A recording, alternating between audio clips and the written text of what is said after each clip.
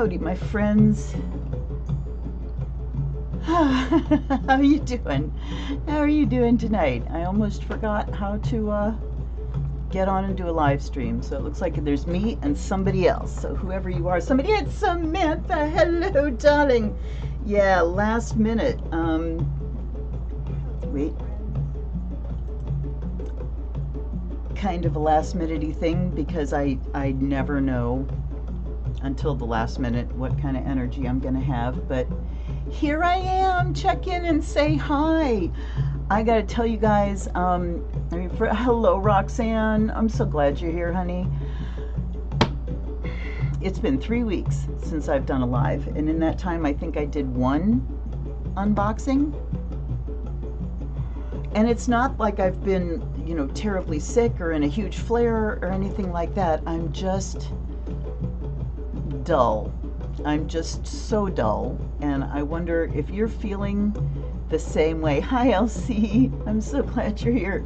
So how are you guys feeling? Let me turn the drums down a little bit just in case. I feel, as Foghorn Leghorn used to say, I feel about as sharp as a bag of wet mice. So it's like, get on and do readings when I'm just feeling so dull. I feel like I have no points, you know, everything's been filed down and rounded off. And I was going to come on at 7, and then I went downstairs and put a video on, and I mean, it was a hard sleep. I was sawing logs, I'm sure of it, and then I had to rattle myself up and make coffee and everything. But how are you guys doing? I mean, I feel like when it's like a generalized thing and it's not my particular things that are flaring up, that, you know, it might just be the general climate for everybody. And why wouldn't it be? We are still, you know, in this slow rolling, ongoing trauma of being alive at this particular time as human beings. So much stress, so many things on the critical list, and the situation in Gaza, I think more than anything, is just sucking the air off the planet. It's so horrendous. And I know when I talk to my kids, my daughter was up here and we were talking about, you know, stuff in Gaza and the protests that are going on and everything, and she and I were kind of, you know, going back, and I said, you know, we're not on opposite sides of this issue. And we were talking about TikTok too, and, you know, what's going on with that. And it's like, you know, I saw this experience coming from me, you know, the idealism coming from my kids, and also just their understanding of the situation, you know, and where they're getting information from, and, you know, their information coming from their cohort, you know, their age group, and it's like, you know, there's just so much. But what I wanted to say about that is I am so fucking proud of my children that they are so politically invested, and not just, you know, oh, I saw this on TikTok, but researching, reading things, reading articles, looking up stuff and figuring things out. And it's like, you know, I'm so proud that I can have heated discussions with my kids about political stuff, and then, you know, come down on they listen, I listen, it, you know, things evolve and we both learn something. But it's just, it's so hard to bear when we see these big glaring issues, and it seems like nothing's being done. It seems like nothing's happening. And, you know, my daughter talking about Gaza and why doesn't Biden just, and it's like, you don't understand. It's not just up to him. And then things like with these trials, why don't the courts just, you know? So the discussion of, we can't just suspend our democratic laws in order to take care of this one problem, because we suspend them and the next time they get in power, it comes back on us. So, you know, it's like, I hear myself things coming out of my mouth that, you know, come from the older generation. We can't just blah, but it's complicated. It's true. It is very complicated. And at the same time, just to be witnessing, and not even witnessing firsthand, but just, you know, be hearing the news day after day after day. And it is hard to imagine anything worse than what's going on in Gaza. And, you know, people are saying, well, it doesn't have to be a genocide to be a tragedy and everything, but it is a genocide. You know, when you're taking out mostly women and children, what do you think that's going to do? What do you think it's going to do? Anyway, so yeah, let me catch up with everybody here. Oh my goodness, Samantha says, I'm zapped. Everyone I'm talking to is, yes, super low level energy. And I mean, I know another thing is it's blooming. I have never seen wisteria like I am seeing this spring. And I think this might be one of the first like full-blown Beltanes I've seen. I mean, leaves, flowers, everything just full on. It's been absolutely magnificent and spectacular, which means that of course my allergies are going nuts and I have to stay bottled up all day. And I tried to open the window for a little bit, but the cherry tree's blooming out there and the honeysuckle's blooming. I had it open for a while and then I'm doing this and it's like, I gotta close it up again. So yeah, it's really something. And Ukraine, all the divisiveness, yeah, blasé is your word. Yeah, I hear you. Hi, Catherine. Hello, Tavia. Gosh, I'm so glad you guys all showed up. You know, I was quite certain that it's been so long I'm going to get on here and ain't nobody going to give a shit. So I love you guys so much. And, you know, for those of my stalwart patrons who I'm doing absolutely nothing for, let's be real. I thought about taking the Patreon down, but it's like, you know, check out. Please check out if you want to. You don't have to keep giving me money when I'm doing fuck all here. So, you know, and I appreciate the ones that have hung out, and I'm still, you know, buying my couple decks a month. But boy, I'll tell you, there's another shift there. I'm just not really, I actually went on my wish list and started weeding things out. Because it's like, yeah, not interested in that anymore. I find that rather than buying them, now I'm very interested in using them. So yippee! Yes, pollen off the charts, absolutely. And it's so glorious. We went to the store when my daughter was here and went down a little road that we always go down, you know, and it's like, oh, look at this, you know, 50-foot tall, in just unbelievable, it wasn't 50 feet tall, it was probably 30 feet tall.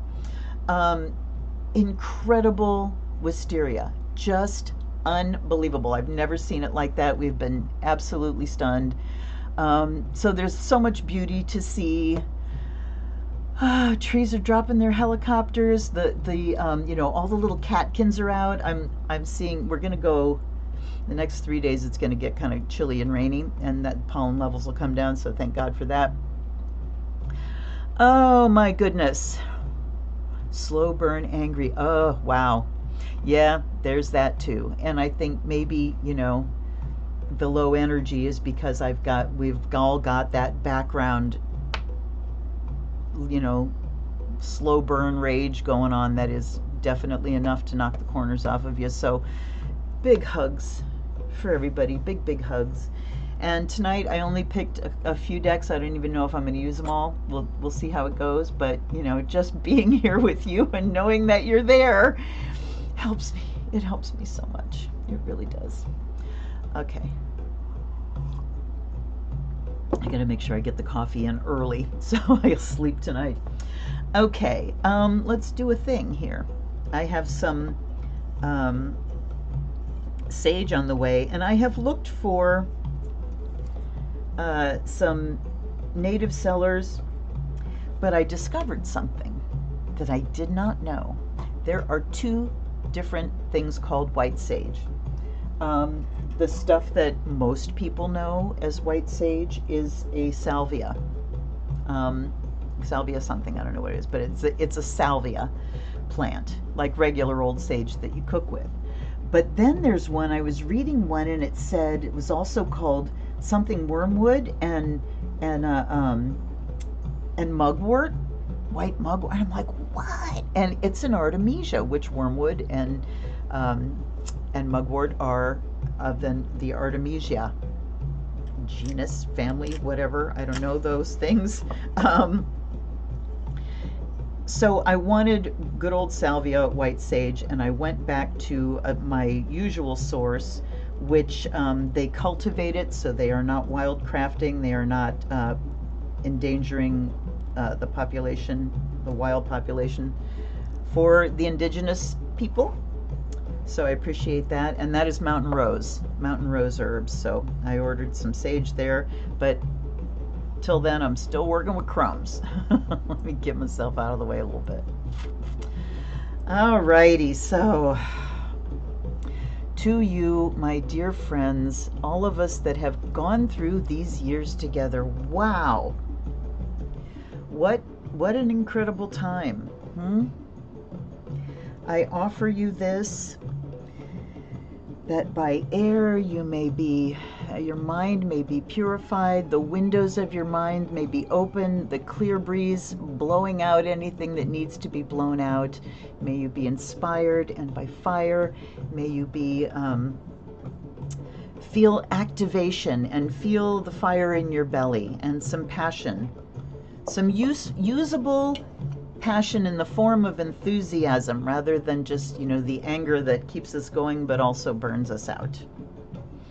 And then my Eclipse ocean water.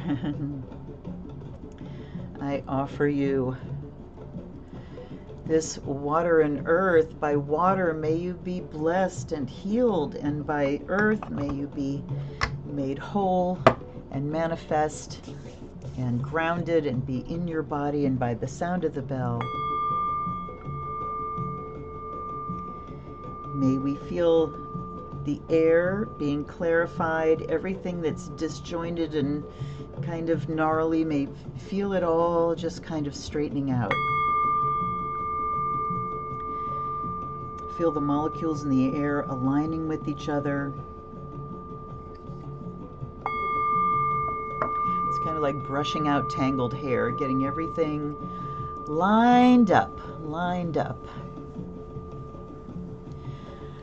I have to have coffee to sleep. ADHD. Is ADHD much? Yeah, it usually helps me sleep too, but it depends. It all depends. You know that. All righty. Guides and guardians, allies and ancestors. You see, I switched over to my summer little crystal thing here, and it is filled with Eclipse water. Guides and guardians, allies and ancestors, thank you for being here.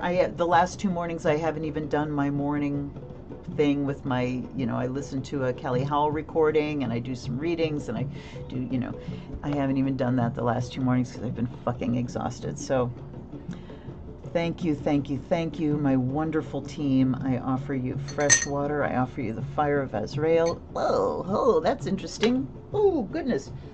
Wow. Okay, then. So I have this thing over here that is a cooker, and I have just frankincense resin in it. And okay, yeah, it is working. And I had these lids sitting on top of it, which are the lids for my other little incenses here, and they were getting very hot, so it was really cooking there. Woohoo! Anyway, I offer fresh water. I offer the fire of Azrael. One wonderful thing that has happened is after we after we passed the 5-year anniversary of the first accident that my husband was in the way of. He was sitting still at a red light, and other people did stupid things, and he got hit. 5 years after that accident, we finally got the insurance settlement. Finally. What a grind. So anyhow, that's one good thing that's a lift, All right, so let's do a little bit of a meditation, eh? What do you think? Let me get myself together, because I'm not aligned. I'm not aligned. All right, so let's get there. Sit down, get comfortable, lie back. Oh, hell yes. Sorry, when I do that on this chair, I can get an adjustment right at the part where I have a vertebrae that sticks out, and I just got an adjustment. Thank you, thank you. Last few days I've had terrible pinches. So anyway, get down into your body. Come on down in, feel your skin. Feel whatever air may be moving, feel the temperature of it. Notice the light, the quality of the light. I'm looking out at absolutely fully leafed out, the sassafras are a little bit behind, but full on green in the space of a week. Amazing. So feel the surface that's holding you up, feel the support that comes from it, feel the interplay of the weight of your body and the pull of gravity, and feel where your body meets the rest of the substance that's underneath you there.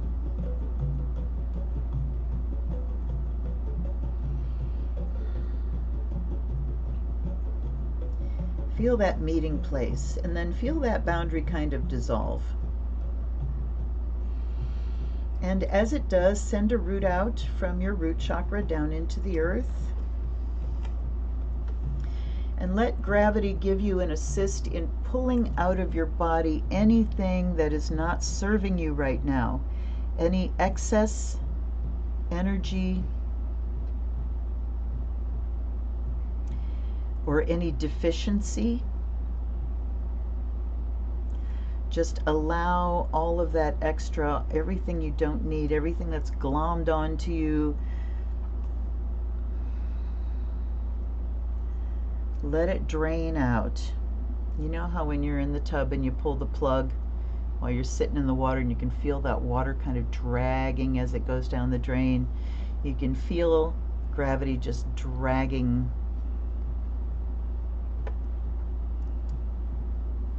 the stuff you don't need out of your body. And as it leaves, feel everything relaxing. You have to be a little careful. I can't get too relaxed or I'll go to sleep again. Let's do that. Let your breath all the way out. Take a nice deep breath.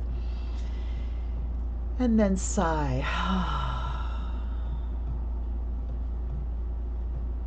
One of the things I notice when I'm very stressed is that I will sigh a lot. And what that tells me is I'm not breathing well. So let's connect with the breath right now. And I want you to be aware of your entire rib cage, the whole top part of your torso.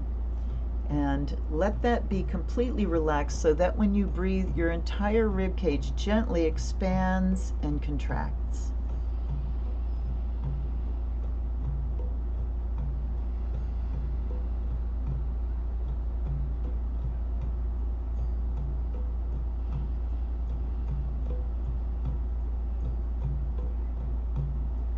As you inhale, you feel your rib cage expand, and you get to the top of that breath and you feel it kind of go over the top and then into the exhale.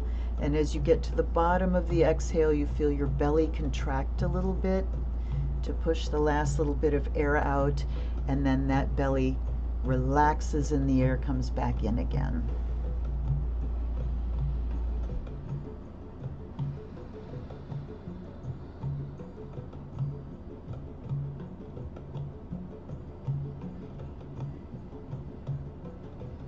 Continue to breathe very consciously, but not strained in any way.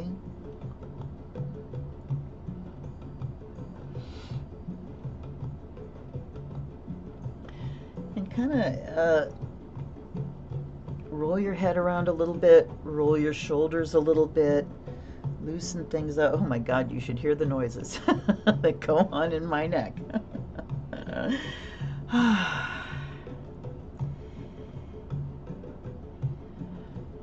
And now, from that root down deep in the earth, see that root going down and see all the little rootlets out to the sides, and feel those rootlets tapping into that earth energy and beginning to absorb. And that energy, it's equally, the root is absorbing and the energy is just rushing towards it and beginning to rise up that root.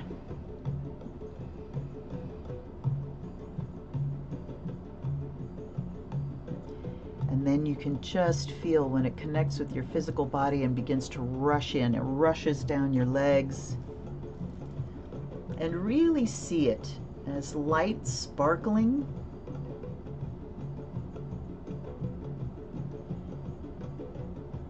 And as it's down to the tips of your toes, filling up those legs, and you can begin to feel them tingle and the muscles get a little warm. Then you feel it start to rise up in your pelvis and rise up in your belly. Rising, rising, activating root chakra, belly chakra, up to your solar plexus, up to where your rib cage is continuing to expand and contract in a wonderful, relaxed way, up to your heart chakra, up to your throat, and then it rushes down your arms to your fingertips, up through your neck, up into your head. Watch it swirl everywhere. Your third eye and your crown are lit up now. Watch it swirl around your body. Just feel it and observe where it's going. It's going to all those places that feel like lead. And you see those little green and gold sparkles going and just breaking up those heavy places. You may feel the urge to shake it. Shake your hands. Shake some of this stuff off.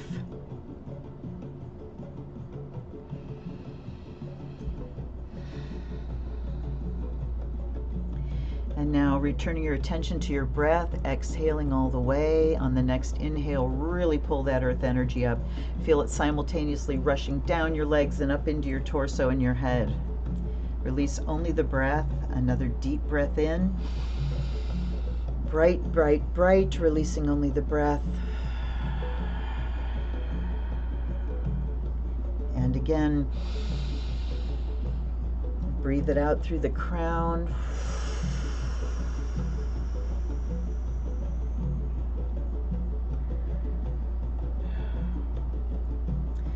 Feel it cascading all around you, touching the earth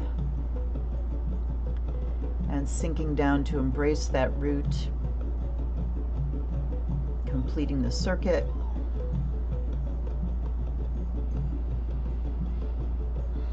And then reaching up through the crown and inviting in cosmic energy and feeling the silver blue come pouring in, so light. The energy of space, so it's busting up even more. Anything that the earth energy didn't get to, sky energy is just breaking up those clumps. And now you feel air and space moving in between the energy of earth. Earth and water, those lower, denser, and then air and fire coming in from the top. You feel cosmic energy coming all the way down through your body, all the way down to the bottoms of your feet, tips of your toes, and then all the way down until it comes out the root, joins with the sphere back up the outside and into the heavens. And let's affirm that this is my safe place. This is a place where only the sacred may enter in. This is the place where the perfection of me can exist in its totality. Safely, this is a place where I can let my defenses down, where I can open my mind, where I can turn up my radar, where I can observe and not absorb. And this is a fitting place where we can ask the divine to enter in, to emerge from within ourselves, where we can recognize our own divinity.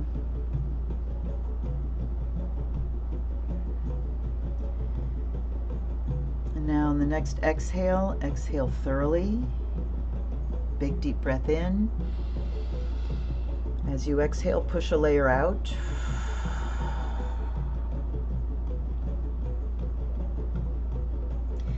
And I feel my sphere connecting with all of yours. Time and space do not matter here. let's just take a minute to think about this grid now, this flower of life created by all these interlocking spheres, and feel the energy flowing between them. I feel the energy coming in from all of you and flowing back out to all of you.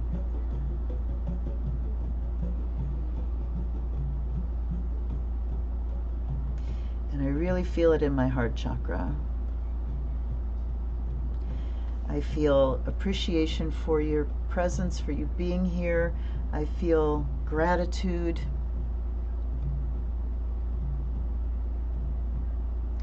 I feel genuine love for this circle. And I feel gratitude that I was able to make it here tonight to be with you all.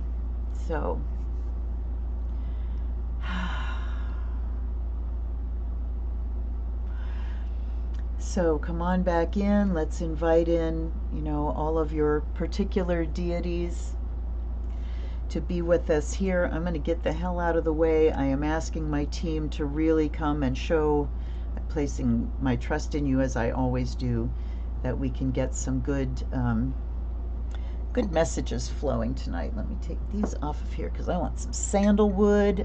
Oh, looky there. Okay, oops. When I took those wooden lids off, I had some of the frankincense resin stick to it because it was so hot, and then I ended up dropping it down into my sandalwood. So I offer you this amazing scent of the gods.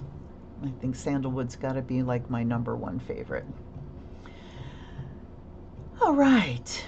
Let's look at the decks that we have. So the first one here is the Bianco Nero, and this one called my name last night, and I pulled it out and did a bunch of readings, and so yeah, it's here for tonight. We have all right, let's take a look here. This is Marco Prieto, and I think this is the one Arwen Lynch wrote. Let's see, do they say? Hold on.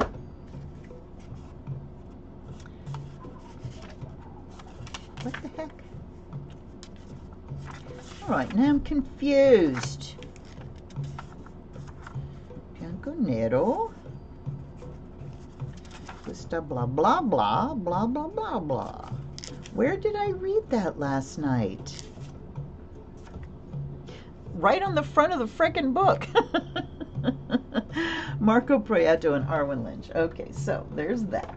Then we have the Goddess Within Oracle, which is a gift from Roxanne Pedersen. So thank you so much, Roxanne. This is a beautiful deck. Beautiful, beautiful, beautiful deck. I have been using her a lot. So Goddess deck, we need her presence here. And then this one, this is the Prairie Majesty Oracle, and this is Kara Simons and Amy Putney Koenig. And it's such a wonderful, refreshing little deck. And I picked this one because I wanted a deck that has words, because I want to use these all together. So tonight, what I was thinking, rather than just general, I would like to get specific about some things. So I am inviting your questions about, whatever events going on around. I am willing to go there tonight. So let's talk about what we want to ask. I think I'm going to start with the Goddess deck and just get her message first. Oh, thank you, Samantha. She says that was a palpable meditation. I'm glad, and I have to, I walk that line, when I'm doing meditations, because I'll just kind of be going through the words and it's like, no, I need to feel this myself, because when I check in with my body, that's where I'm like, you may get the urge to shake things out. And I know that it's not just me. I know that when I'm connected with you guys and I'm, kind of channeling, that it's going to resonate with you too. So yeah, it's like we need to just shake it all out. Okay. I'm not going to do the astrology dice tonight. I did want to look, though. Wait. Let me where are we at here? Wait. That's what I have to do. There. Hold up. What the hell? I am very confused. You're giving me that. All right, this should be showing me, it's set up to show me my left monitor, but it's showing me my right monitor, and I'm not going to fuck around and try to fix it so you can see the chart. Let me come back to where we're at here and just take a look at the chart today. We are under, moon is at 0 degrees of Gemini. Wow, 0 degrees and 2 minutes of Gemini. So the moon just went into Gemini. And happy new moon, by the way. I did nothing for new moon except sit and go, oh, it's new moon. So hopefully that will help communications tonight. Let's get these shuffled up a little bit. So we have still this like Pisces, Aries, Taurus, and now moon leading the way into Gemini energies. So that first quadruplicity of starting with mutable Pisces and then cardinal fixed with Pluto dragging back in Aquarius there. Pluto has gone retrograde. That's another reason for the big drag, you know. We've got Neptune hanging out at a critical degree at 29 Pisces. That's another one. And it's stress, you know, stress can drag us down. And before Neptune flips over into Aries, it's going to retrograde. I don't think it goes into Aries until like next March or something. So we're going to be hanging out at the end of Pisces for quite some time. Mars has just gone into Aries. You think that would help, but it really doesn't, and that can actually make anger much more accessible to us. We have Mercury Chiron sitting exactly conjunct within a degree of each other, so very easy to talk about our woundedness, but to be aggressive about that, especially with Mars going into Aries. Venus is in Taurus, so she's right at home. Venus Sun, we've still got the Jupiter Uranus conjunction. It's a little wide now for a transit conjunction, but it just expands the, you know, the hectic energy. I mean, Taurus is grounding, and the ruling planet Venus going into Taurus helps to ground it a little bit more, but it's kind of like, rather than grounded, we're just feeling the drag, you know.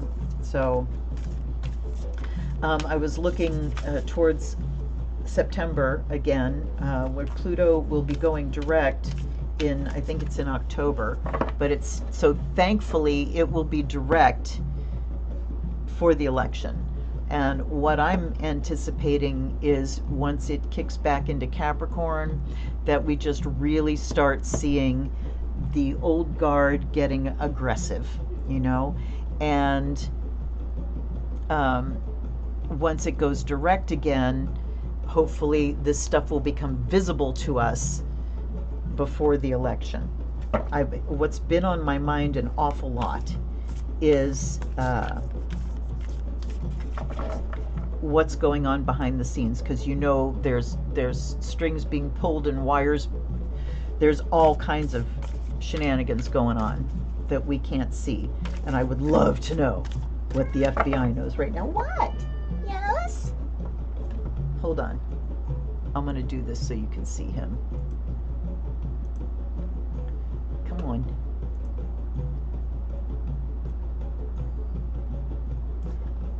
What? Ow. Ow. Can you? I mean, you can't even see him. I turn it up bright. You can hardly see. I like it. What? What, my boo? What is it, baby? What? I know you're going to take off. I know you are. Oh, little shit. Little shit. See, that's what he does. Meow, meow. And then I go to pick him up and he says, no. No, Mommy, no. All right. Well, I won't take it down so dark. Anyhow. Pyewacket checks in. All right. So, to the goddesses. I was probably in the middle of saying something right there, but I don't remember what it was, so on we go. Let me get rid of this so I can see what people are saying. Okay, Samantha says, I'd like to know about incoming energy. Boy, that's an interesting visual, like in the Matrix for a minute. Oh my gosh. Incoming compassionate energy I feel intensifying. Okay, how do we shift our inner energy that's contributing to the warlike planetary energy? Absolutely. Absolutely. There's a strong layer of compassion above the warlike energy. Reach up towards that again so that you're observing but not. Yes, yes, absolutely. And you know what? It's actually a good thing. The protests that are going on at the colleges is a good thing. That lets us know that we are, the youth are tuned in, and historically, student uprisings have been a catalyst for a lot of change. So I am so happy that Brown University, and I can't remember the names of the others, but there have been several, like one after another, where the university has met with the student leaders and they have worked things out, and universities are divesting from, the war machine, basically. And, people are like, how are universities invested in what? This is how it works.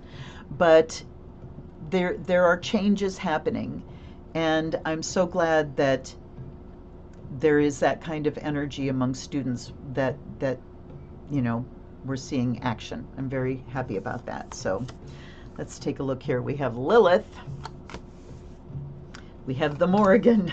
Oh boy. We have Ichel. We have Mat.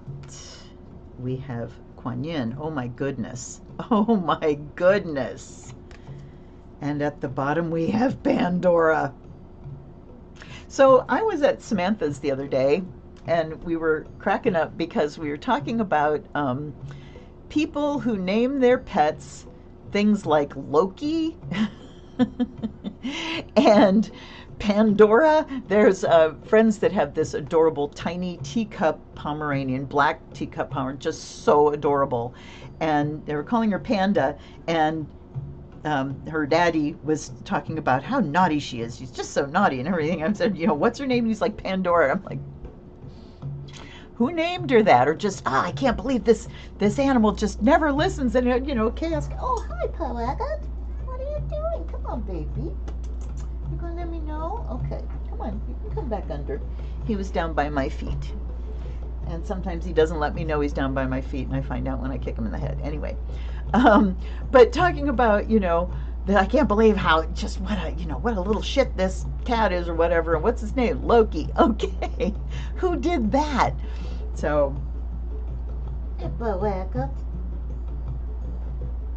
all right. So Lilith.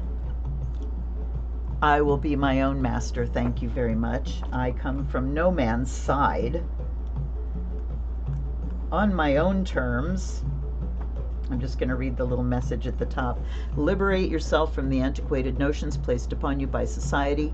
Expectations and shame can only be placed upon you if you allow it. And then we have the Morrigan. Oh my God. Okay, so is she... Oh, I guess she's listed under the... All right, embrace the element of mystery, let go of any need to predict the future, and enjoy the surprises life brings. Well, so talking about, and this is a good message for now, letting go of needing to know what's going to happen. And here we go into that negative capability, which is the ability to be in doubt and uncertainty without any strenuous reaching after fact.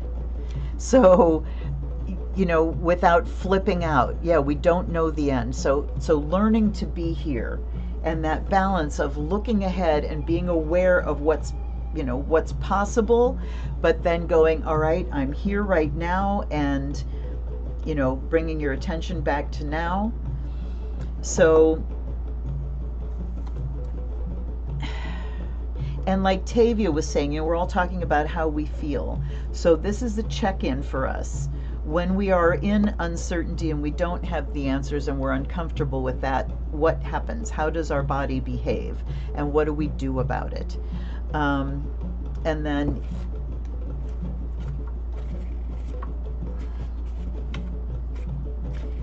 Ishel is be gentle with yourself as you experience the ups and downs of the healing process. So we're doing, you know, we are in a collective healing journey here, and we know what has to happen is we've got to see all the ick. And, you know, there's so much ick, and there are so many crazy men. Let's call it what it is. And there's some women too. Hold on. Okay. There are some women too. Boy, are there ever. But the ones that tend to be holding the big reins are crazy men. We've got crazy fucking men with personality disorders. And I'm gonna sidetrack here into the gag order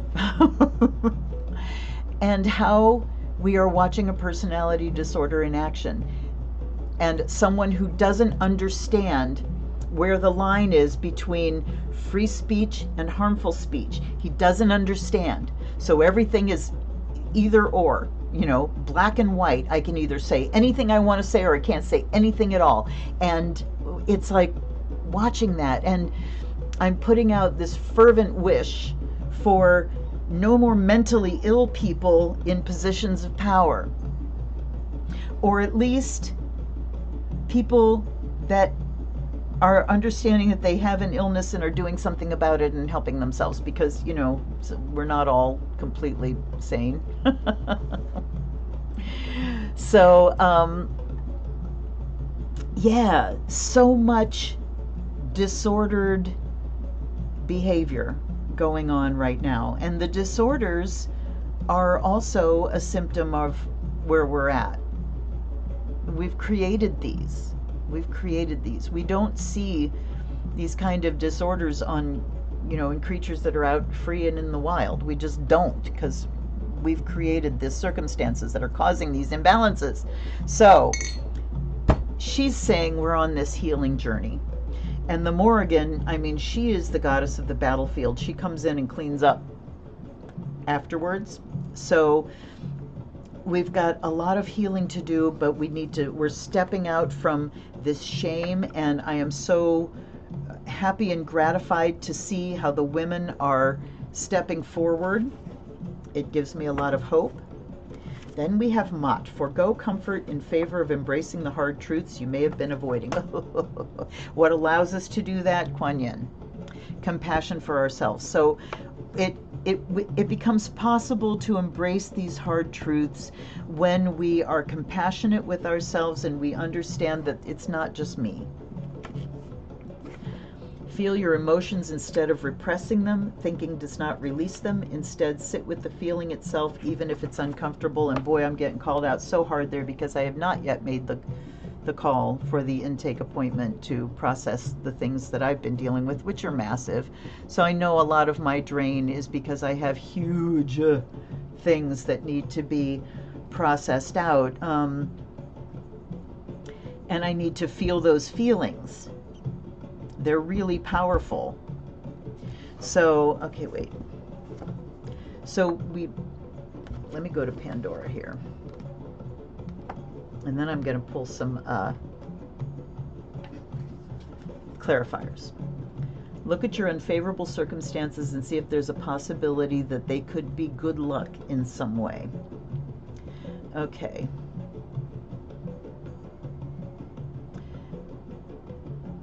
Okay, I'm not going to read any more extensively.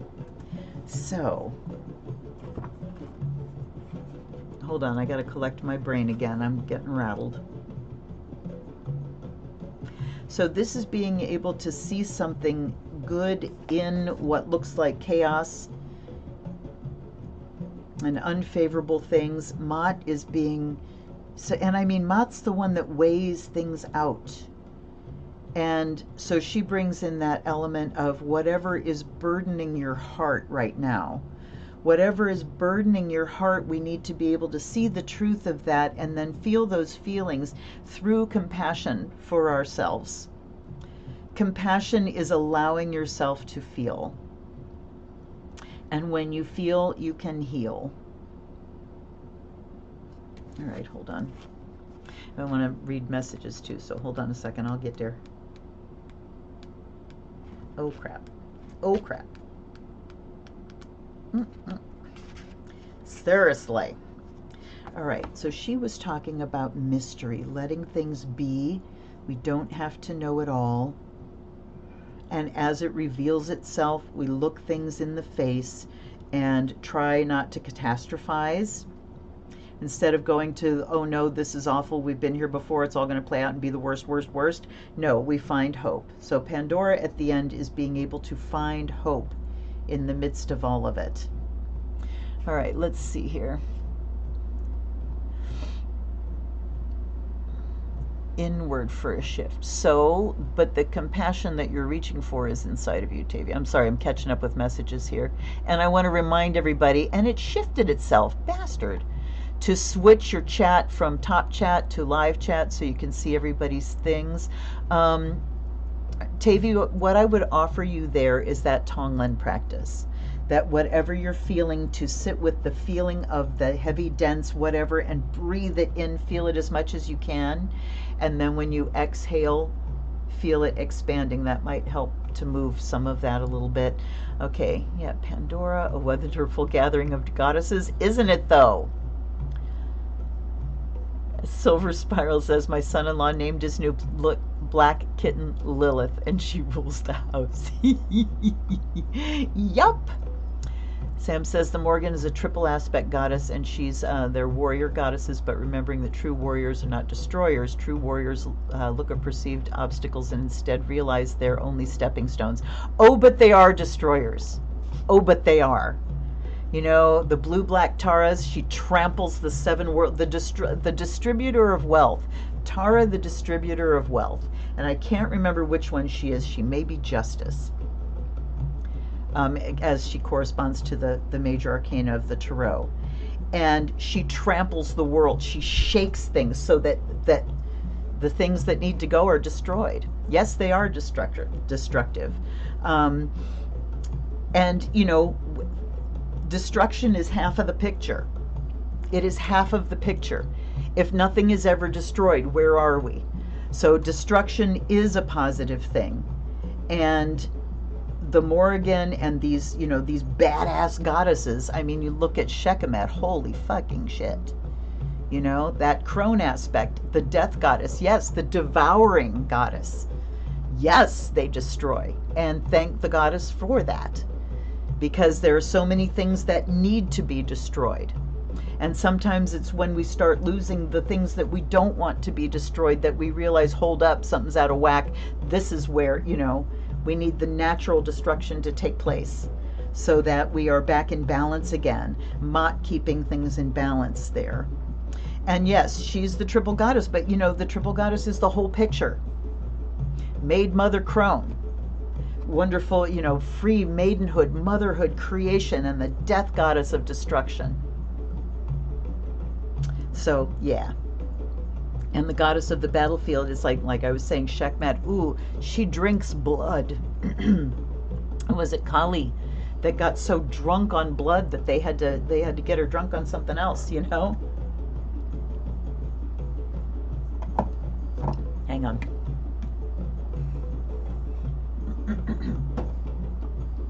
So, you know, I'm glad that, and we can see the action of these goddesses in the war and destruction that's going on here, you know. But okay, what do I want to say? She's bringing these things to a head, you know. It is that destructive goddess bringing these things out into the open so that we can see it and then understand what really needs to be destroyed. Greed, you know, narcissism. Yeah, okay. anyway, we all know. But this is that healing picture, and Lilith is the one that just says, I am free, free, free. I will accept your shame no longer. I love seeing on TikTok these young women that are talking about, there's one, she looks like a little pixie, she's adorable. And she does these things when she goes out and men are, you know, doing the things that men do. She says things that just freak them out. And I mean, she is not afraid to go wherever. Gross, terrifying, crazy. She just does these things that just make them go, okay, okay, you know, all right, it's okay. And it's like, yeah, you go, dear goddess. And then this whole thing about the bear and the man, all of those memes happening. Like, wow. So these power goddesses come out because it, you know, because they're called for in this time, because we need them. We need this badassery here. You know, we can't get through it with kid gloves. We need Tara trampling the worlds with her feet and shaking the foundations until people get their shit together. If you think about the distributor of wealth, she's the one that makes sure everyone has enough. And how does she do that? By wreaking havoc where it's not happening. She shakes things up. So anyway, I did say I wanted to take a couple of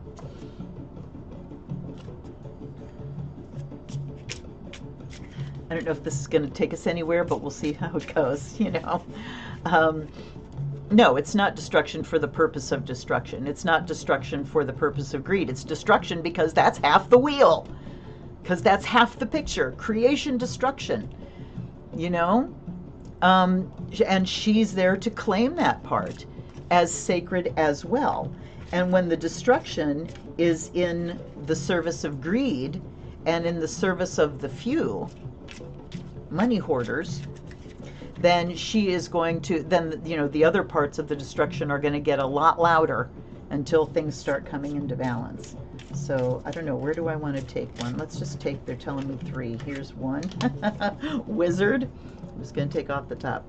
Poet. Open road. Wow. Okay. So our magic and, you know, being able to, I think sometimes when we can't get to the emotion inside us, we can't shake it loose to get it processed out. Maybe if we can do some magic around it or do some poetry around it, to put it into poetic words, to put it into imagery that, you know, brings in that little bit of divine insanity. But I'm going to make it into words that don't make any logical sense in order to hook into the energy of it. Because open road at the end says that then we have choice. Then we can really move forward in the way that we want to move forward. So do your magic, write some big powerful chants, make them rhyme, make them rhythmic. Nothing is more powerful than a rhyming rhythmic power chant. So, okay. Let's go to Bianco Nero, and I'm actually going to do a Celtic cross here, but I want a specific question. Let's ask about, let's see, how do I want to frame it? I am just going to ask generally, so, all right, let's see here.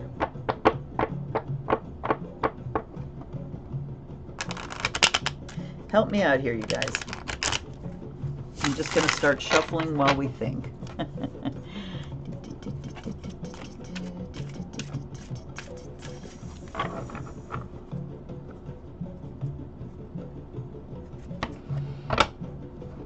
You know, I'm thinking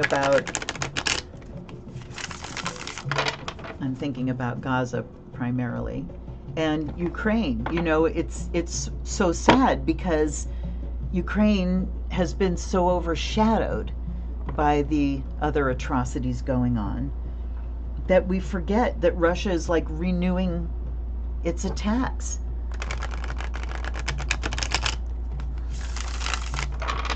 I am grateful that it seems that the mag assholes are running out of steam because everyone around them is like, we're not going to give all these people that much power, come on. And the Democrats going, hey, Mr. Johnson, we'll help you out. We'll help you keep your ass in that chair, but you got to work with us. And he's seen the writing on the wall and has decided he's not going to let them have him by the short and curlies anymore. So let's look at, okay, let me see here. So, okay, so Tavia says, so destruction/war and also compassion can coexist inside and not be contributing to the division war energy. Okay, wow, that's a loaded question. Let's see. Can coexist inside? I mean, they do. They do. That's all there is to it. It's all in here all the time. It just depends on what we're focusing on and, you know, where we are in the wheel. So war and destruction and all the anger. I mean, I haven't been consuming images, but I did see a very short video today of women identifying their 6-month-old baby. A woman identifying her 6-month-old, the body of her 6-month-old. And right there, the anger went to just grief and compassion. And again, so, okay, I want to give you this image of green Tara. And I'm being called to grab something here.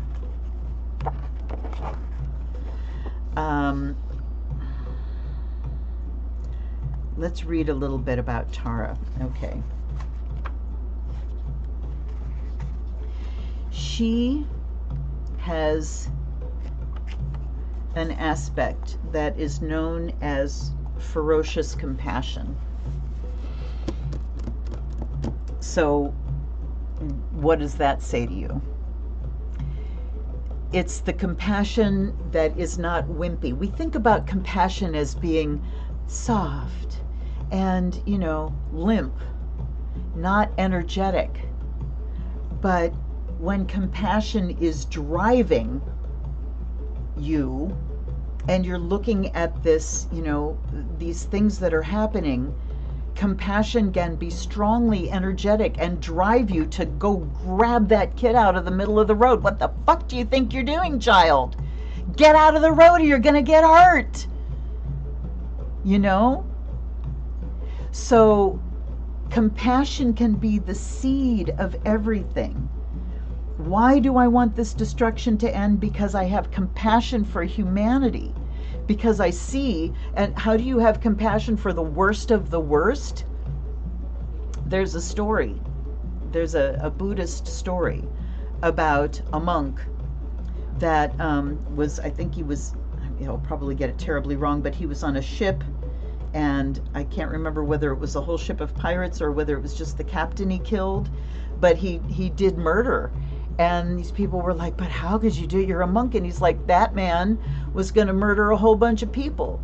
And I couldn't allow him to take on that horrendous karma, to hurt those people, to cause that much harm, but also to take on that awful karma. I saved him from it.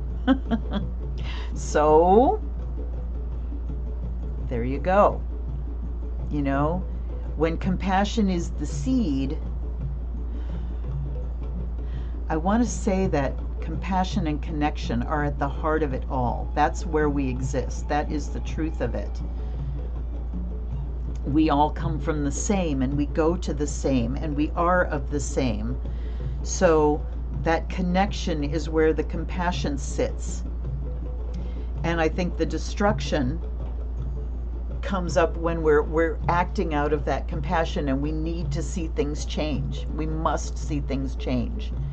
And we're not willing to kind of sit back and go, oh, but, you know, I just want everything to be nice, you know? So I don't know if that was horribly confusing to you. Let me see if I can find something to read you here. Okay, let's see. So green Tara, the central Tara, wisdom, compassion, and power.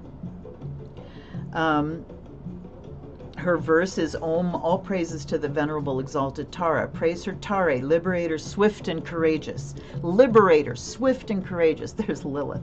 Through Tutare, remover of all fears. Through Ture, bestower of good fortune. Through Soha, the world bows at her feet. With Om, we open to Tara's infinite interconnectedness, the ultimate quality of Tara's wisdom essence. Om represents the totality of all phenomena and the realm of awareness beyond appearances. The first line is an invocation that purifies the mind. To call Tara venerable indicates she is a supreme source of refuge. Okay. She embodies the achievement of perfected body, speech, and mind. She's the fulfillment of the outer, inner, and secret practices of her Tantra, a true path to enlightenment. Tare indicates her complete freedom, her liberation from confusion. It's the state beyond the ocean of suffering. It is a feminine title. It refers to her mother's heart, where all sentient beings are held within equal love. Where attachment and aversion have been overcome, it is the love that a mother holds for all her children without discrimination. Tutare means she removes all fear. Any anxiety that clouds the mind is based in ignorance. To be free of ignorance, to be established in true understanding, is the greatest freedom. Ture is that aspect of her motherliness that represents the giving of all that is needed. It is said that just thinking of Tara brings good fortune and the fulfillment of inner and outer needs. It is also said that she arrives in the moment before you think of her. Before she arrives in your conscious thought, she's already there. Okay? Soha is the Tibetan pronunciation of the Sanskrit Svaha. It means literally so be it or so it is. It represents the unity of phenomena and the ultimate understanding of one taste. The world bows at Tara's feet, sweeping away negativity and obscurations caused by karma, delusion, and subtle psychic defilements. By this gesture of respect, we concentrate our awareness with our body, speech, and mind. We make this effort not for ourselves alone. There's compassion. We imagine the entire earth and all the creatures on it doing the practice with it and receiving blessings, inspiration, and joy. Om Tare, Tutare, Ture, Soha is the total mantra. And the meditation for this says, out of the infinite openness of the vast empty sky, there appears a tiny green ball of light. Trembling with the sound of Tam, it blossoms into the green goddess Tara. You acknowledge her wisdom, compassion, and power, inviting her into your life to help you develop your spiritual aspirations. Meditate upon your own body as a perfect reflection of hers, possessed of all her enlightened qualities. Feel the brilliance of your wisdom, the radiance of your compassion, and the power of your blessings radiating out from your pure Tara body. No matter what the challenge, you are perfectly prepared to meet it. So another thing that you can do is just, allow the anger to be there and sit with it and hand it off, offer it into the perfected being's hands, and where's the perfected being? She's in here. Offer it to her, and just trust that things are going to happen. So ferocious compassion, she strikes the earth with her hand. Earth's foundation is shaken as she tramples with her feet. With a wrathful glance and the powerful sound of hung, she subdues confusion throughout the 7 realms. So she's got to, you got to kick ass and take names sometimes. And by the way, this is Dancing Tara, a manual of practice, How to Live the Dream by Prema Dasara, my teacher and mentor in that dance. You can get this from taradatu.org. Here, I'm going to put this here.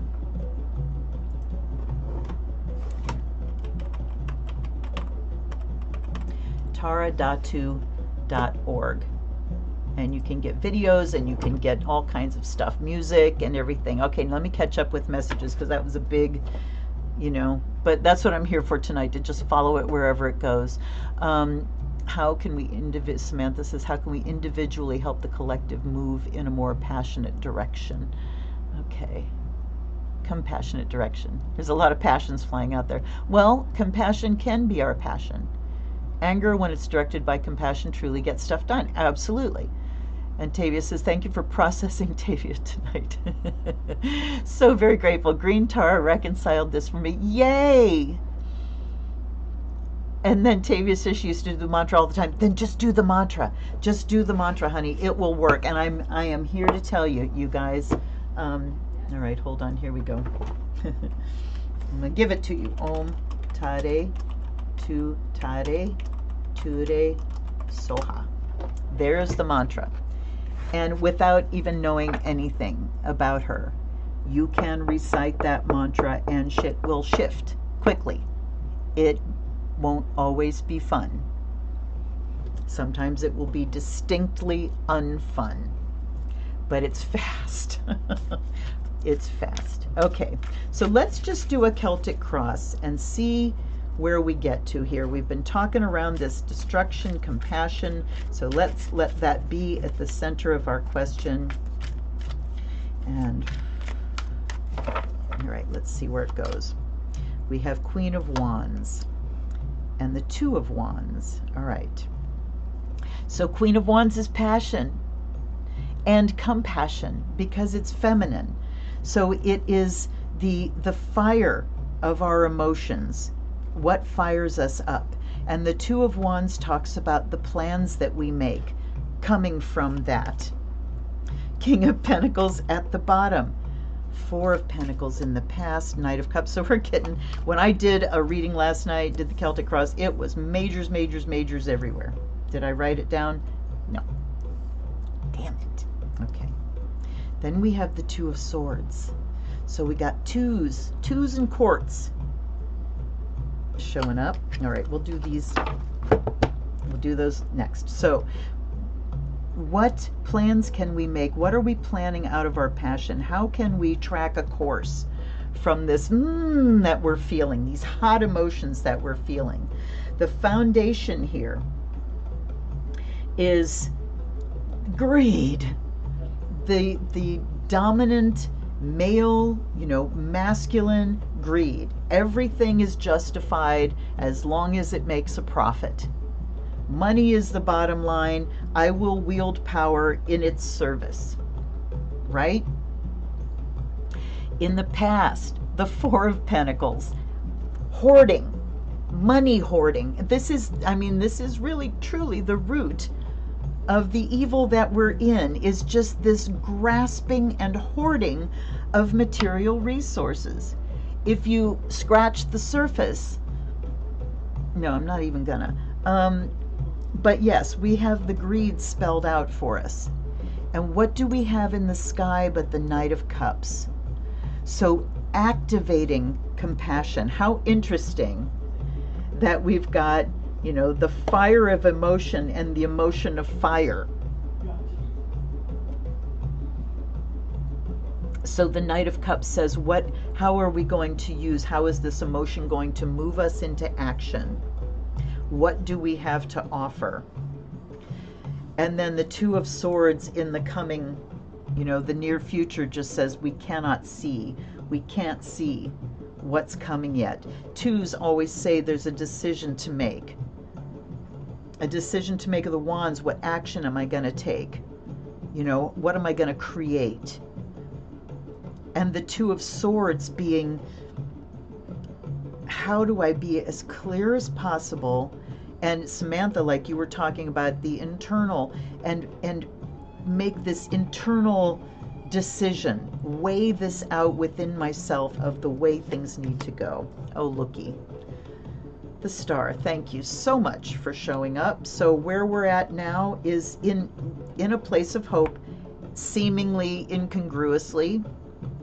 We are in this place of hope and generating hope, and the outer is the Three of Swords. So yeah, we are in the position of generating the positive and the hopeful in the midst of this tragedy and grief and hopes and fears. Look at the fuss. Oh my God. So what's the fear? There's not enough. There's not enough. There's not enough. That's what's driving everything. And then we have the Nine of Cups at the outcome. The Wish card. All right. So the outcome can be what we want it to be. Let's take a couple more up there. The Eight of Cups and the Page of Swords. So Page of Swords talks about, keeping the curiosity going, about making sure the information's coming in. And this is like, knowing what to leave behind, that we get what we want, we can manifest what we need to manifest here if we know what to leave behind. There was something that someone shared today, and it was like 50 uncomfortable facts about Israel and Palestine. And they were very simplistic, and it was like, okay, you know, I'm reading this, yeah, that makes sense, but there was something that wasn't sitting right. Somebody answered it and said, you cannot skip over, you know, all of these things or equate what Hamas did with what Israel has done over the years and in response. And you know, it was just like really clarifying. But they were saying that, you know, when we're dealing with the current crisis now, we cannot bring the baggage of everything to bear every single time, or we're just going to be, you know, we're going to be totally worn out. So we have to know the things that we're done with, the things that we're not going back to. I've already done that, been there, done that. I'm not getting dragged back into it again. And the Page of Swords is discriminating in that sense. Clear-eyed. All right, what do we want hits on here? Let's see. All right, so we're still talking about the last one. Catherine says, seeing the poet reminds me right after the Yeti was elected. All I could think was, so you watch Lena, and she calls him the Yeti. I love it. All I could think was, where are our poets, our troubadours like Bob Dylan, Joan Baez, Pete Seeger, so many others that led us? Look to hip hop. Look to the music look to the youth. That's all I'm telling you, because there's stuff going on there that's incredible. Rage Against the Machine. Oh yeah, baby. And then she says, as we demonstrated against the warrant for civil rights, I'm aware. Yeah. Go to the music scene today, because oh boy, there's some really incredible things. There's a woman in England, I cannot remember her name, of course, that has a song called Dead Men Don't Rape. Yeah. Be prepared for not just, you know, soft and fuzzies like the hippie generation. No, we're done with that. We are done with the soft and fuzzies. Okay, anyway, I'm going to keep reading. Today's May 4th. Yep. Goes back to the poet card. Yes, more music out there. Oh, it's out there, you guys. It is out there. Go hunting. Won't you please come to Chicago? Where have all the flowers gone? Yep. Everybody look what's going down. Oh, wow, Tavia says my energy is strong tonight. That's good to hear. It's, you know, it's our energy, you guys. It's not mine, it's ours. I wouldn't be doing this if you weren't here feeding me. All right, is there anything we want to take a hit on here? It's pretty clear. I'm going to keep going with it and look at the moon. There's still a bunch of nefarious, shady shit going on. The moon says we're still dealing with the underground. We're dealing with generational wounds. You know, we're dealing with that collective karma. So as much as the Page of Swords here wants us to be so clear about these emotional things, the moon here says, no, there's still so much going on underground, and we're not going to be entirely clear, but he's a page. So he's saying we just need to stay mentally curious about what's going on inside and not be carried away by the emotions, right? Okay. So thank you, you guys. Thank you. And, you know, I think that's one of the things where I've been feeling kind of, you know, I was saying I'm not doing political readings. All these other people are so good at it. But doing the lives with just collective, I felt like I was saying the same thing over and over and over and over and over again. And I feel like there's more that I have to offer. There's the Page of Cups. There's more I have to offer, so it's like something to get me sort of fired up and enthused again, and to really have something to offer. And this Bianco Nero, I have no idea, but it called my name, and it's like, you know what? I'm going to go back to Celtic Cross and start asking some specific questions, and off we go. So, all right, yes, and the happiest of birthdays to Sam. I cannot wait. I'm sad that Darcy's not here tonight, but I cannot. And look, the Page of Cups just flew out of there again. All right, so these keeping like beginner's mind around these emotional processes, because it is so easy to kind of get caught up in a tangle of, you know, where this comes from. And if we can sort of relate to our emotions in a more immediate, simple way, says me that needs to go to counseling to dig up this shit. But, you know, the emotions that are happening around what's, you know, the greater thing. Oh, and the devil just flew out. The devil and the Eight of Pentacles just flew out. So, wow, you guys, that tells me that there are some people really working to polish up their, what's their toxic game. They got to practice a couple things the last time around, and I'm sure there's saying, you know, we're not going to make those mistakes this time. We're gonna. But fortunately, our eyes are open now. All right, let's see. Hey, thank you, Catherine. Yes, hit that like button. Thank you, thank you. I appreciate that. And I just hit 2,900 today, so I'm closing in on 3,000. That's fun. That's very fun. I got some new decks to look at here. Hopefully I feel enthused about that again. I'll show you what I have. I have the Spiral Tarot and Mausolea Oracle of Souls.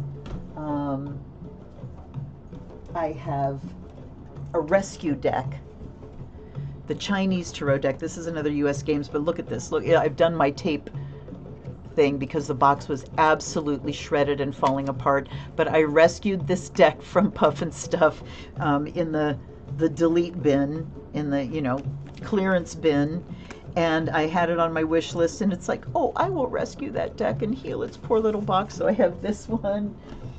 I've got my little Tiny Witches Tarot here. So I've got stuff to unbox. There's another one on its way. I don't even remember what it was. What did I just buy? Let's find out. I just bought, oh, the Smith-Waite Borderless. I'm looking forward to that. All right. Sam says, for me, emotions are our first attempt at understanding the energy going around us and within us before they start forming into thoughts. Their purpose is to help us move beyond reacting to more.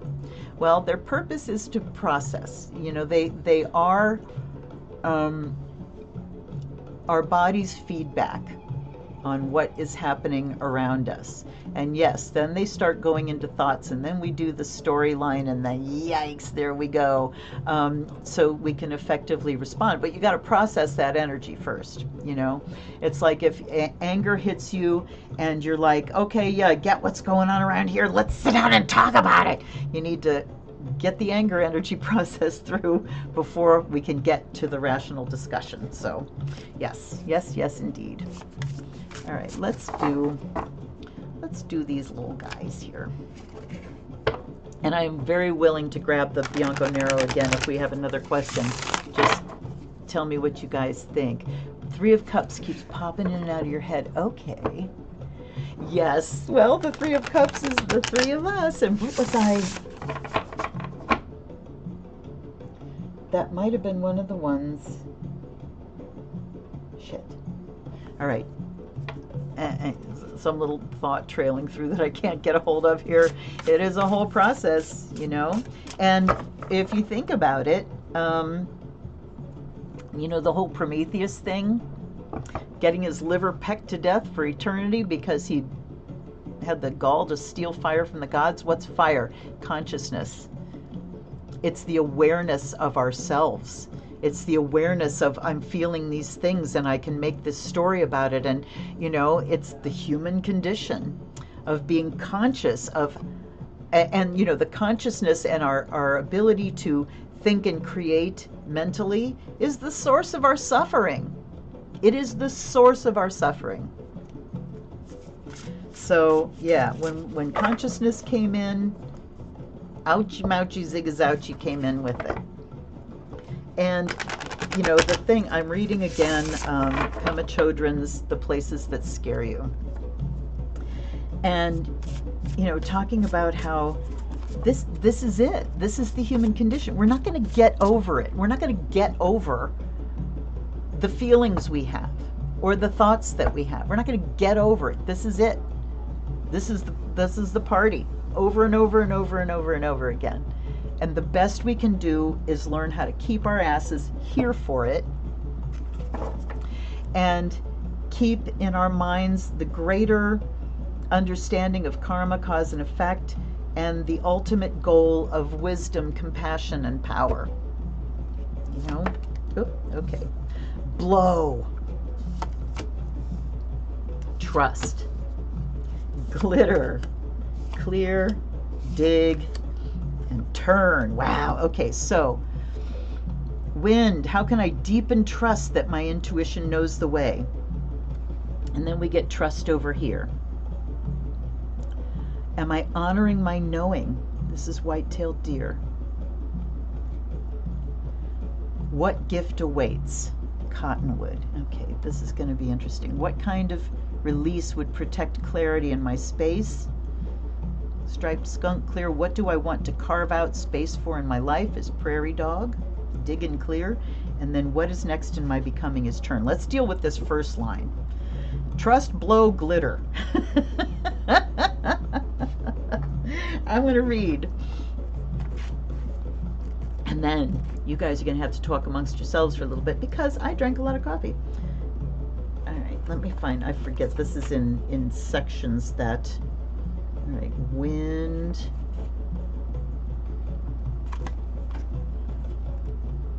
All right.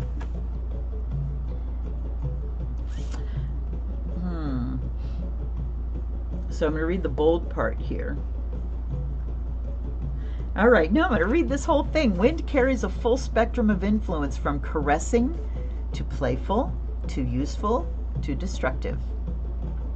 Likewise, we all have the potential to wield our personal power in a variety of ways. How will we know the best response to a particular situation? The answer lies in giving our intuition the driver's seat. This may challenge those of us who are used to operating from our logical mind. And intuition, you know, is a function of the thinking mind, the intellect.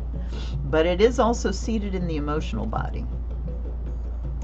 Our discomfort may arise from a need to control, predict, and micromanage because it gives us an illusion of certainty, security, or safety. And that's, you know, the whole discipline of Buddhism is about dealing with the fact that there's no such thing as security. Well, wind is here to huff and puff and blow down that house of cards. The openness of the prairie grassland gives wind free rein. I'm thinking about Cliff talking about driving across Iowa, and he said they have wind energy there, and there are these huge turbines everywhere, causing cancer. Ha! Okay. Gives the wind free rein in service to the whole. Its gusts distribute pollen and seeds, boost birds in flight, and empower much-needed wildfire to reset the habitat. Think about that. Think about the destruction of wildfire.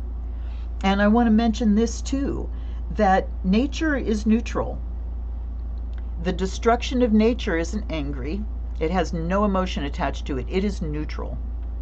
You know, when you watch an orca grabbing a seal and throwing it in the air and the incredible violence of it, there's no anger there, no rage. It's neutral. This is how I get my food. You know? All right. And so wildfire comes in horribly destructive, and you know, we look at it and in so many billions of dollars lost, and it's like, I always think about this when people have, you know, built homes on these cliff sides in California where there's landslides all the time and torrential rains and mudslides, and it's like, you built your house there, you know? Is it, oh no, a tragedy? Just no, it's nature. You decided to invest in your illusion that you can be safe and secure in this place where these destructive things happen all the time. So, you know.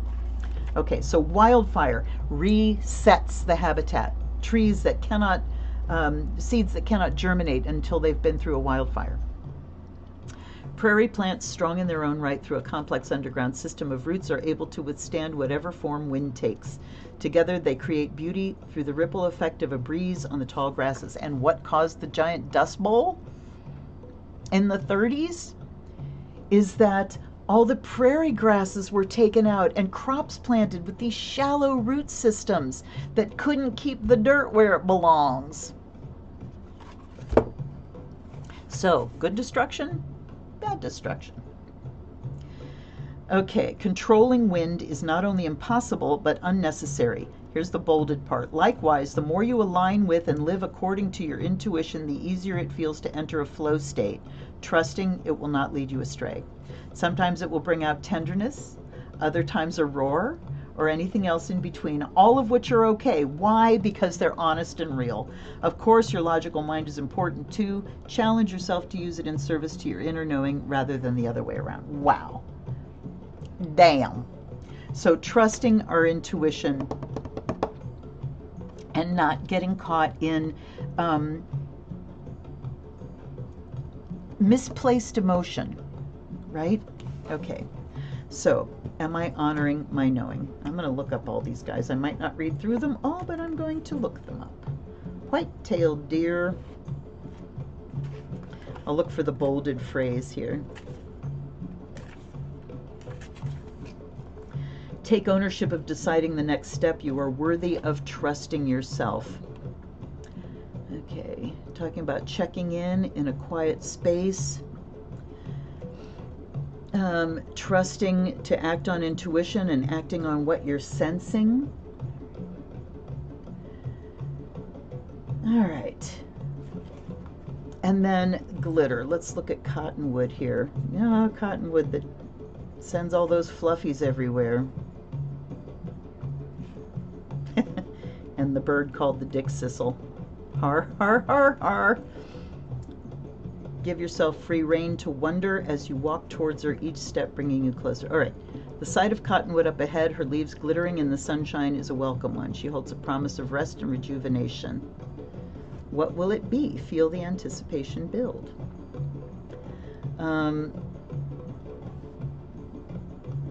Okay. So it is talking about being open to miracles, being open to see the... like, you know, waking up one morning and looking outside and it had rained and the sun was out and just seeing the little droplets at the end of the branches. And it was a morning where I was just kind of gonna, and it's like, no, I made myself stop and just sit and look. Sit and look. The wisteria is insane this year, you guys. If you have wisteria around you,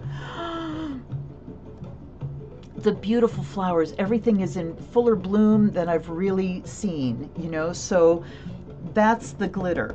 And kind of trusting that the glitter is going to be there. And kind of letting the wind blow away that extraneous crap, and so that our trust can come to the front and we can see with wonder the gifts that are there for us. Now, clear and dig. Those two together. So we have striped skunk and prairie dog. I wish these cards had numbers on them, because you have to go into the contents page and then you have to look through different sections to find which one they're in. I smell stink bug. Okay, let's not pie-wag it. We just got 2 of them out of this room today. And actually, this is a deck that has stink bug in it. Oh my God. All right. So striped skunk says, clear. In weighing possible approaches or beliefs, compare them to the open and aligned feeling you've created in your body. You know when something's off, right? Whether it's mental or emotional fog, spiritual disconnection, feeling threatened, or something else. It's time to open a release valve, but how? Oh, this deck is just bringing it tonight. Ignoring striped skunk's warning signals is risky. He's unlikely to run away. Instead, he'll take aim and spray an odorous musk that says, "Go away." You can too. If, when you detect threats to your personal sovereignty, call forth your inner striped skunk. Override any tendency to retreat, give in, or choose another path. You have the right to set boundaries and clear out people or beliefs or ideas trying to take over your space. So this is talking about clearing out the ideas and the energies, the people that bring bullshit.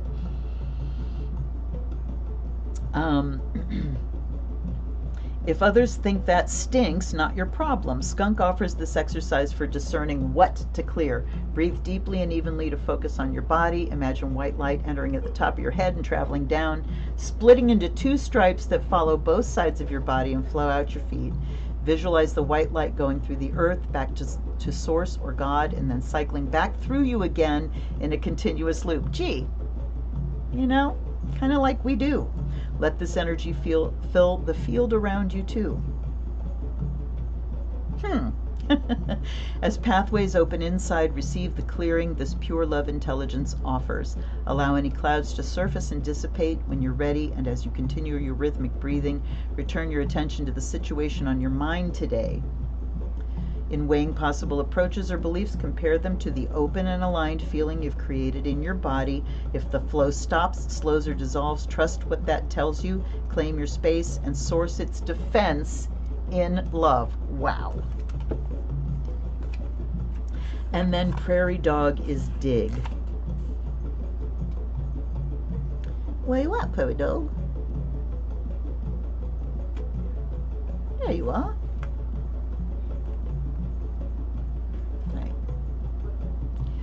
It says, what do I want to carve out space for in my life? So this one, what kind of release would protect clarity in my space? What do I want to carve out space for? So we're protecting clarity and making space there, and what do we want to put there? Imagine being a kid in a sandbox with shovel and pail. What would you make? If you feel stuck, connecting with your inner child might help you find new ideas for which route to explore. In some way or another, we are each at the edge of the frontier in our own lives, no matter what age we are. We are at the edge of the frontier in our own lives. So even though things can feel like old hat and repeating patterns and, oh, I'm so sick of this, I'm going through, if you recognize it as a frontier, that automatically says there's still new space, there's still room for me to grow. Wow. As adults, it can be easy to forget the spirit of adventure and excitement we may have felt when we were younger. Like prairie dogs, humans are communal creatures. For millennia, humans have come together for protection, survival, education, governance, companionship, celebration, and affection. We create neighborhoods to live in, civic and social groups and families, both those we're born into and those we choose. We share daily routines, holidays, weather cycles, life experiences, and yet we're always free to start from scratch. Prairie Dog pops up from her burrow today with an invitation to dig deeper into what brings you a sense of well-being and connection. You have the right to decide what that is. What do you want to prioritize? Get creative about how you can bring more of it into your life and go for it. Consider inviting your community to join you. Wow. All right. And then we have Dragonfly at the end. And she's back here too. And she says, what is next in my becoming? So, you know, I mean, it's a whole story. I love it. The process of becoming yourself, that amorphous, oft-used evolutionary destination, is lifelong. And here's another thing that might shake you up a little bit, that the Buddhists acknowledge. This personality, this separate identity, is not permanent. It's not permanent. So you can let that go too. Yet we actually have to keep showing up in every moment as we are and before we know everything. Gasp, it says. So we have to show up in our becoming selves. We don't ever land someplace. We're not ever going to land in, now I'm finally complete as a person. And no, It is continual evolution with this impermanent fiction of an identity. All right, I'm going to keep going here. Dragonfly zips through the air towards you with encouraging confidence, negotiating a maze only he can see. Who are you now? Who do you want to become next? Change it up anytime. You don't owe anyone an explanation for your evolution, and nothing requires loyalty to past versions of yourself. If that isn't freeing. Anything that tells you otherwise is an illusion. Dragonfly is a terrifically adept flyer with incredible speed, using the precision born of his ability to independently control each of his four wings. He can change course on a whim, making angled turns with ease. He views the world from all directions too, except he can't see directly behind him. Much like Butterfly, his transformation from larva to adult is dramatic. Today he counsels flexibility in your relationship with what you perceive as who you are. Give yourself license to constantly develop your personal truth and sense of self. You are free to follow any direction that catches your fancy, even at high speed, eyes open to anything that will aid you in your own never-ending transformation. Leave the past behind and focus on the next turn that feels right for you. Seek out compass plant, coyote, mallard, and wind if you're looking for an extra pep talk. Well, we got that one there. So dang, you guys. Intuition is so much more important than our sense of identity, whatever, story of ourselves we have created. Intuition is above it here. And we are allowed to release old versions whenever we realize, wow, that's a behavior that I learned from whatever, trauma, somebody toxic, whatever. I am free to let that go. That's not who I am. And I want to remind you as well that, and invite you to change your language around emotions. The language of I am angry, I am sad, to I feel angry, I feel sad. Your emotions belong to you, but they are not who you are. They're not who you are. So I feel angry in this moment, and emotion is flowing. In the next moment, I will not feel angry. At some other time, I will not feel this anger. It is not who I am. Who am I? Who knows? And you might do the little game of who is the one that's feeling angry? Who is the one that's thinking that thought? Who is the one? And try to chase it down. You're never going to get there. You're going to get somewhere, though. And that place is worth getting. I'm going to do, okay. So we're talking boundaries, bringing in the things that we want. Okay, here's what flipped out. Cauldron, demon, and inferno. Oh my goodness. All right, you guys, hold up. These are going to get their own thing. Here we go. We're freewheeling now, boy. All right.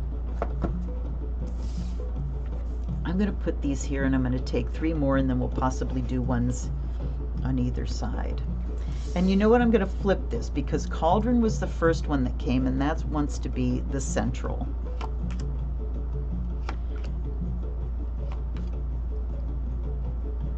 Desert Moon. All right, let's just start with 3 and 3 and see where we go. So, Cauldron. Things are cooking right now. Things are on the boil right now. We're in a hot place. But what happens in a cauldron is it creates something. Something is being alchemized in here. We put things into the cauldron so they can break down into parts and rejoin again into some glorious stew, right? That can feed and nourish. And then we have desert down here. Hot, dry, sterile. I mean, look at the heat in this reading. All right, demon, cauldron, inferno. Demon is that toxic stuff, that traumatic stuff, that stuff that gets us in trouble, that takes us down the wrong road. It's our confusion. That's the confusion. That confusion has things cooking around inside, and it's about to explode here. So how do we work on this? Then we have desert and moon, something sterile, something even more sterile and so far away. Let's go here and here. Oh my goodness. Oh my goodness. Okay. So the moon, I want to look at the moon here. The moon, and these cards don't have like a book that tell you what they mean, so this is all intuitive. The moon is our night light. It is the reflection of our conscious thoughts, you know, the emotions that we have that come from our conscious thoughts. It is the heavenly body that pulls on our tides. It pulls on the water inside us and generates these emotions. So we have demon and moon knighting to each other. And yeah, there's just so much emotion going on right now. Hold on.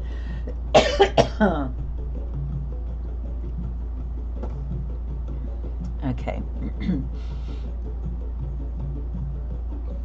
And then we have Repairman and Inferno. That we have the ability to contain. And, you know, Cauldron, the Inferno kind of heats the cauldron. All right, I'm going to keep going here because I'm going to confuse myself. Jail cell demon. So what keeps us imprisoned is our confusion. That is just cooking in this cauldron and ready to explode and makes us want to punch somebody. That's pretty clear. But if we explore it, we can find the remedies. And this dry place. And then there's the emotions, and here's how we can see clearly.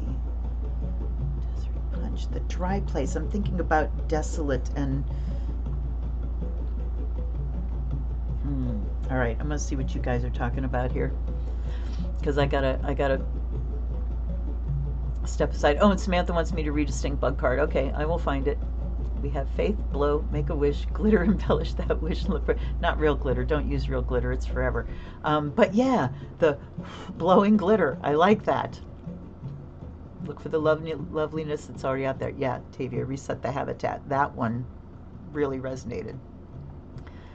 Catherine says, the roses down here in the south are out of this world. My bushes were laden with flowers, even though, yeah, it's just so fertile. Okay, stink bug card. Skunk is a verification. Tavia says, I've heard that with I am not fat. I have fat. Yes. I have fingernails. I am not fingernails. Same with feel sad. I am not sadness. Yes, yes. Samantha says, too far away. One of my techniques is massage my belly in a counterclockwise motion while saying, I love my Buddha belly. I love my Buddha belly. I love my Buddha belly. Yes. But I don't have to carry it around. I'm not sure we're too far away. Came from the microphone is picking up more than just what, oh, I see. I see. All right, the cauldron is also where things are being created before they come forth. Yes, it's gestation, it's the womb. What comes forth from the cauldron is always something that is for our highest good. Okay, good, thank you for that. I'm gonna get stink bug here. Yeah, since I found 2 of them today, duh. Oof, and I'm also getting a headache.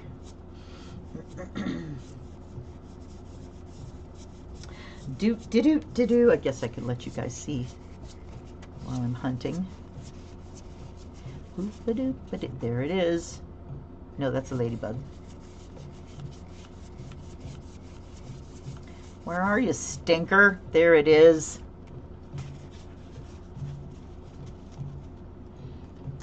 So, I'm going to read this, and then we'll come back here. How does the situation look and feel from a different view? Stinkbud says, flip. Okay. Stankbug. And Tam and I talking about, you know, we feel, I don't like killing them, and I kill them every time because they don't belong in this environment. They are not native here. So they get to go off into their next life. Okay. Perception is everything. When we land on our backsides, the world might feel upside down, but is it really? Take a moment to lie quietly wherever you find yourself. Look up. What can you see and understand about yourself from this viewpoint? Our ability to shift lenses goes both ways. If something sends you topsy-turvy, maybe your lesson is remembering you have the power to reorient. Wiggle your legs, gather your courage, and right yourself with a flick of a full-body flip. Other times we might feel stuck looking in one direction. In that case, create your own plot twist. Shift your approach and swap positions. Maybe this means trying something new, moving your body physically, or putting on a pair of rose-colored glasses. There they are again. Although Stinkbug is not native to the prairie of yesteryear, his modern residence in the plains of the Midwest is a result of invasion and persistence. When threatened, Stinkbug emits a rotten odor that warns everyone else to leave him alone. It's not rotten, it's cilantro-ish, and it's, yeah.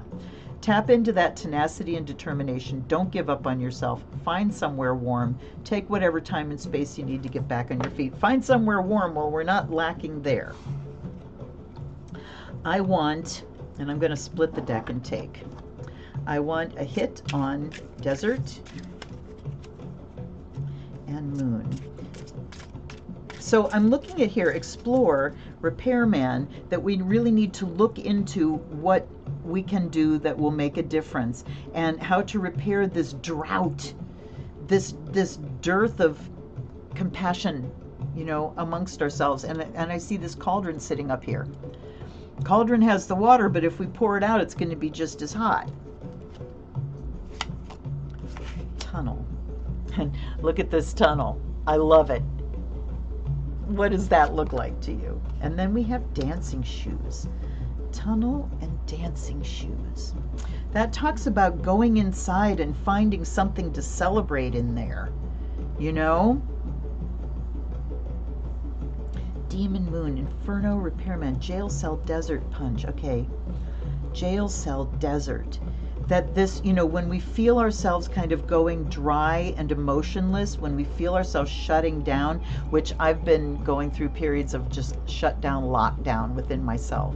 So when we feel ourselves confined by this, just, I have nothing left to give. There's nothing inside of me. I'm dried up. We can use our emotion, our passion to punch our way out of it. Explorer, Cauldron, Glasses. Look deeply into what's boiling around inside of ourselves to get some clarity on it. So that's what we do with these lines of 5, is unite them. So here's the knighting. These knight to each other. There's a triangle that knights here, and it's always pretty interesting. So Punch, Glasses. This is interesting. Jail Cell, Explorer. So when you find yourself beyond your choice, just confined in a space and you can't get out of it, explore what's there. There's that old story about, you know, this old man who lived 90 years and never ever left his garden, and somebody came in and said, you know, don't you feel like you're missing out on a lot? You know, there's this whole world out there for you to explore. Why don't you, don't you want to go out and do that? And he said, I haven't seen everything in the garden yet. So explore this place that you are confined in, this place where it feels like there's no escape from it. Start exploring it. And this, you know, never hit a man with glasses. Punch, Glasses. So glasses can also be illusion. That was talking about, the one card was talking about rose-colored glasses, the lens we look through, the filter that goes through things. So this is talking about punching out that illusion, taking off the rose-colored glasses and seeing things for what they are. Wow. Okay. All right, let me catch up with you guys here. Storm front moving in my... Yeah, Samantha, me too. Rain is coming. I'm starting to get a headache. That's what I just said. I'm getting a headache. I feel my tummy kind of going off now too. Don't see the label Explorer. I thought it was an astronaut on the moon. Yes, it does look like an astronaut on the moon. Yes, an astronaut on the moon. So being willing to kind of explore these things that look like they're remote and unreachable. Now I hear everybody now move on down the road from the Wiz. I started talking about the punch card. Freddie Mercury popped in singing We Are the Champions, but he wasn't singing, he was just doing the first few beats of the song. Funny. pardon me. Tavia says, I lived in desert. It looks desolate until you're there and see so much color and life. You have to be in it to see it. Yes. Back in the 80s,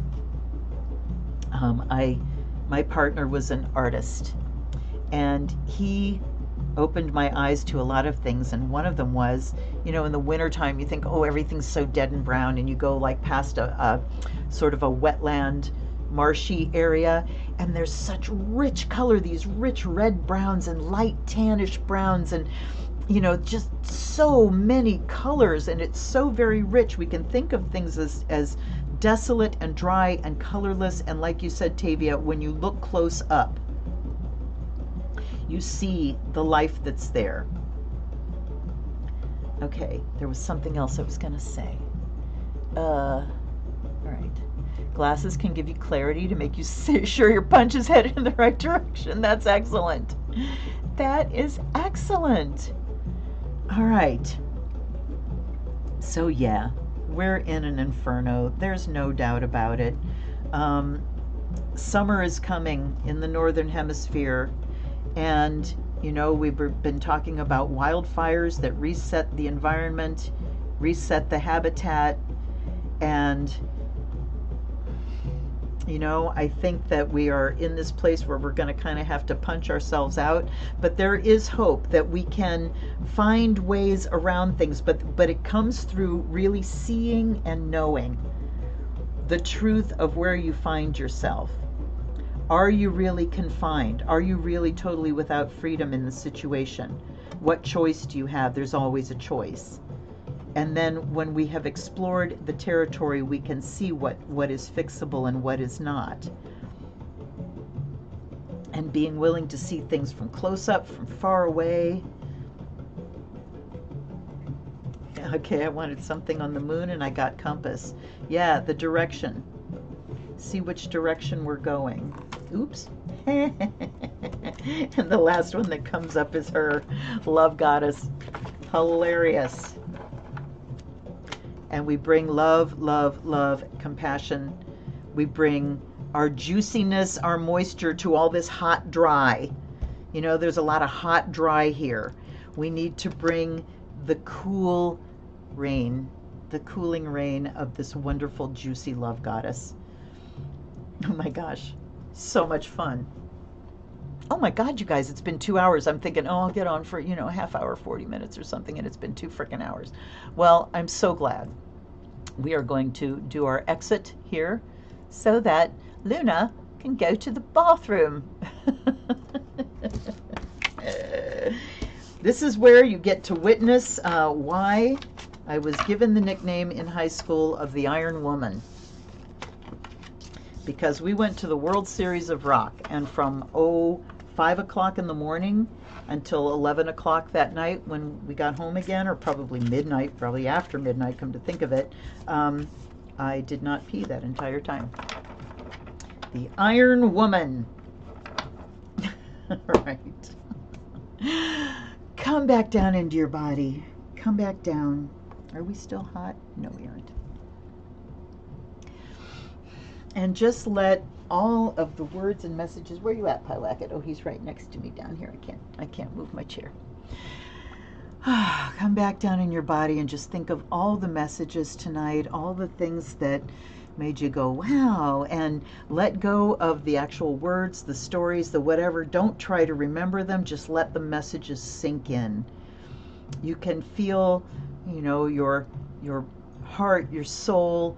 Maybe you're feeling like this dry, desolate place where nothing can grow, where the earth is dry and cracked. And imagine these messages, the fun we've shared, the connection we share as just drops of rain, coming with those messages to soak in, to moisten the soil, to sink deep down in, loosen everything up, and make it very fertile and receptive for the things that we want to plant there.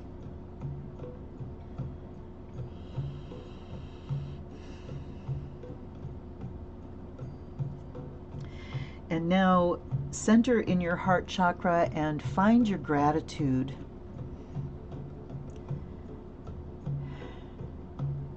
The gratitude for being alive, for being mentally able to be here, to hear the teachings, to hear the lessons, to apply them to your life.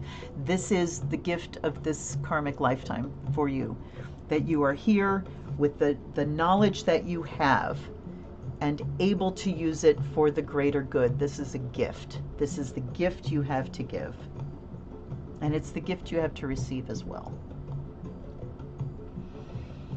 So letting that gratitude open your heart,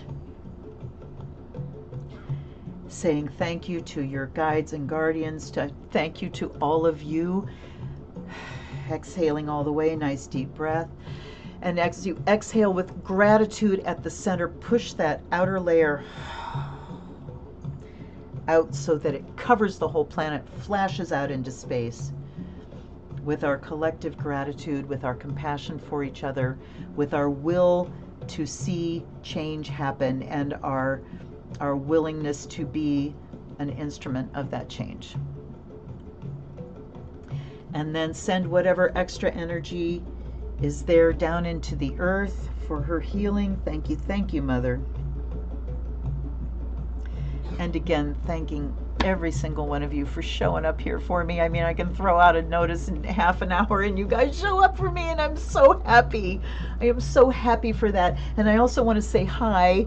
My family in Colorado, my husband and my sister-in-law are in Colorado. They just got there last night, and they're out there for a couple weeks of mountains and clear air. And so I want to send big love out to them. And big love out to you. And I hope that I am able to, wamp up a little more energy so you can see my face a little more often. But thank you so much for not freaking out that something's horribly wrong with me. You guys know me enough, and you know yourselves enough to trust that if you're feeling so dull and awful, that that's the case with me too. So I cannot express how much I appreciate you and the relationship that we have right now. All right, you guys. I will see you next time, whenever that is. I'm going to go take care of my tummy ache right now, and my headache. And I will see. Let me catch up with the last messages here. Pay attention to Polaris. Okay. Yes.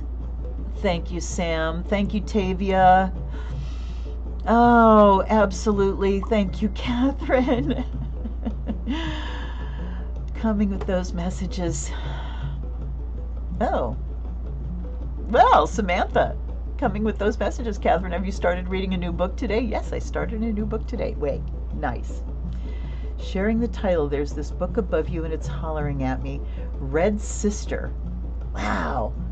Thank you, Roxanne. You're so very welcome. By Mark Lawrence.